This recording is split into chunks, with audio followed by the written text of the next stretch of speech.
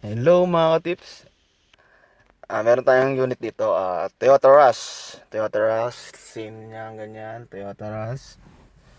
Turuan ko kayo kung paano mag-reset ng door lock.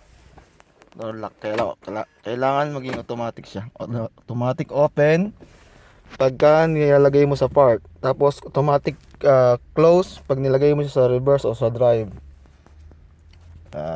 Turuan ko kayo kung paano. Ang una, kailangan nasa port ngayon, nakabukas siya. Tapos ignition na on lang, no accessories lang, one click. Tapos two times na turn on the headlight. Kailangan mabilis. So subukan natin sa part. One click. Yan, then 1 2 close, open. Tapos may maririnig kayong tuk sa likod. Okay na yon. First attempt yan. And kailangan kasi dalawang siyang program. On and off lang yan. Again. Close naman natin to. Close. Second attempt. Ignition on. 2 times. 1 2 open, close. Yan, may maririnig na mga tik eka. Yan. Ngayon, pagka sinelect naman natin ito, ipadre natin. Ngayon, pagka nilagay natin to sa part, kailangan automatic mag-open siya. O, lagyan sa part. Okay. Reverse.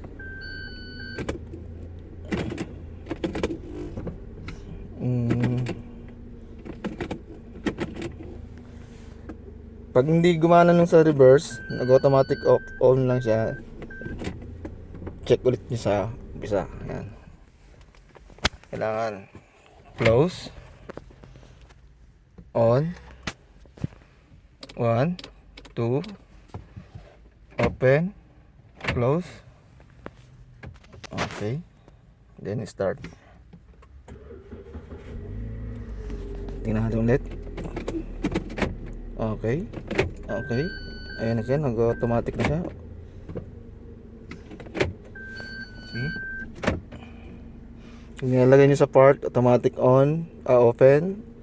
Pag sa reverse, yan, automatic close siya, automatic lock.